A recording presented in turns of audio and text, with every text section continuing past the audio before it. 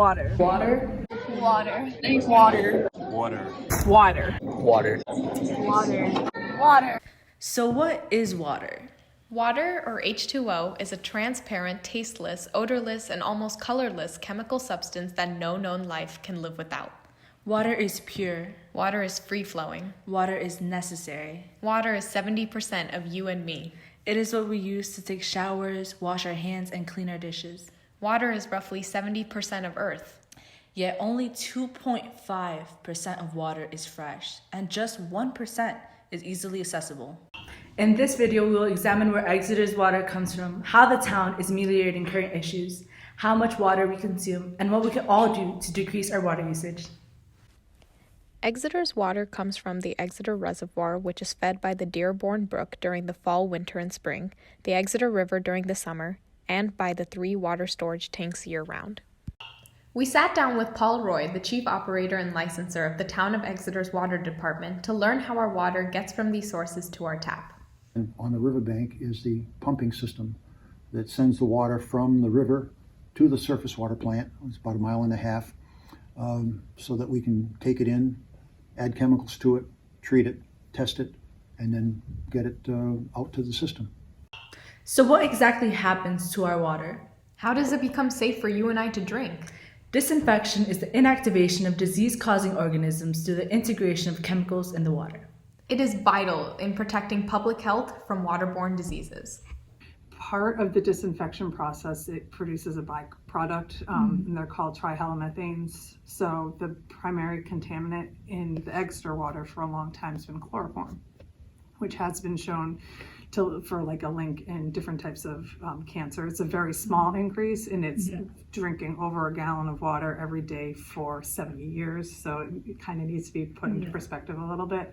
So recently in April of 2019, the town switched the way that they disinfect the water. So instead of using chlorine, they're using chloramine. So it's a combination of chlorine and ammonia. And what this does is it lowers the level of chloroform that gets into the water. So the only other option they had, other than building a whole new plant, was to add ammonia. And that's what they did. So when we combine chlorine with ammonia, we slow the production of the THMs down. It quenches the reaction considerably. 7 times as slower. Thanks to this disinfection process, we are now able to use this water for our consumption. Here's a table of Phillips Exeter's water usage in gallons in the last 5 years and the cost. As we can see, 2019 was the lowest amount of water usage, and that's most likely due to new conservation efforts. As a town as a whole, Paul Roy gave us the statistics of the water usage. How much do we use? Okay, through the year, I'm trying to think, it's like I average a little over 1 million gallons a day, about 1,050,000. So you figure that's about 370,000 gallons of water every year, finished water. We draw more raw water, but some of that goes to waste.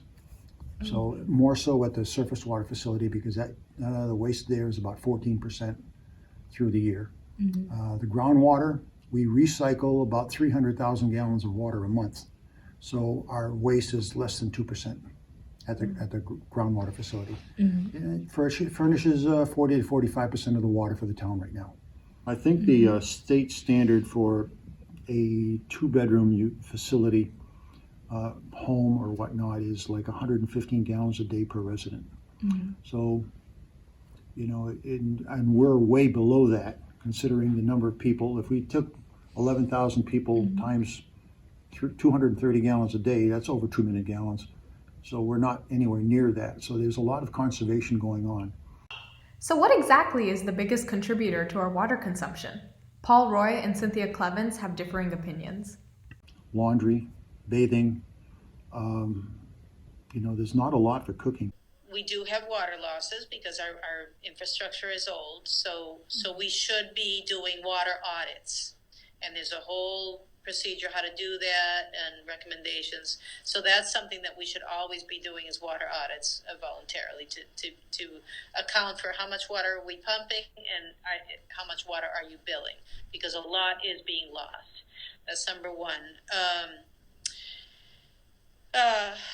second thing is that we use water for irrigation, and we don't need to use all this water for irrigation. So why are we irrigating golf courses or perfectly green lawns with our drinking water? Let's use gray water if you want to have such a perfect lawn. And you can, there are gray water systems that you could do. And certainly for a golf course, they should be doing water reuse. We should not be using clean drinking water for irrigation. With these large factors in mind, what can we do to reduce our water footprint? Whether it's from not using the water or from being frugal in using it, low flow shower heads, low flow toilets, not watering your lawn as much, especially in the summertime, not washing your car or visiting a car wash where they recycle the water. Be mindful of what you use it for. Do you run the faucet when you brush your teeth? Or do you have a glass on the side where you can dip your toothbrush and do it? Or do you use an electric toothbrush? That's a little, it helps out a little bit, but I'm still the old-fashioned guy. Yeah. I get it and dip it. And it's not that bad, and it saves water for sure. Low flow shower heads, flow restrictors on the faucets, for the amount of water you do use. For those that have a larger facility, automatic dishwashers, where you load it up maybe once or twice a week, and then run a load, which is usually efficient. Washing machines, HEs, which use about half of the water that the old ones used to use. You can do a lot with 27 or 28 gallons of water now, with used to be 42. So, and the same with dishwashers. So, it's just be mindful of what you use it for.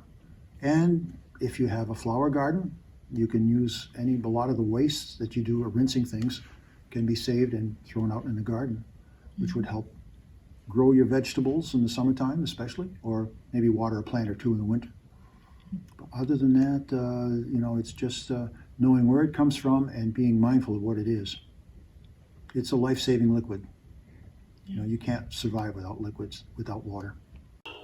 New Hampshire Department of Environmental Services website states, leak detection is vital in reducing water loss and energy costs. In 2017, 50 leaks were discovered in a survey of 42 community water systems. The town has promoted fixing these leaks through events such as Fix a Leak Week and spreading information through social media. Cynthia's team at NHDES even makes leak repair more accessible by making it free, but even then, there are difficulties in getting households to get the fix done. We've been able to fund everybody that asked for it, but only 30 or 27 or whatever is the list, only they have asked for the leak detection, which is sad. Everybody should say, I want a leak detection survey, because it's being paid by the state, by our funding, but they're not. Though we learned different ways as to how we can reduce our water consumption, we noticed that our interviewees did not speak about agriculture or environmental factors. They had no knowledge about agriculture's water consumption in the state of New Hampshire. We even looked through the Town of Exeter's website, and there were no results on agriculture. Furthermore, we asked about the environmental impacts of our water distribution system several times, but they repeatedly evaded the topic. However, these interviewees did have a lot of good advice to impart. And we wanted to share Paul Roy's final thoughts on the water system. All intents and purposes, it's out of sight and out of mind until you turn the faucet on. There's a cost that comes with that. Okay, it's very inexpensive compared to buying milk. We're trying to improve life as a whole, and protect it in the water department, because our primary use is fire protection. But we're trying to give the people the benefit of having clean, safe water to drink. Sometimes we make it, sometimes we don't. But we do, at least in my case, I do the best I can with what I've got to make it the best it can be. Water. We must all do our part.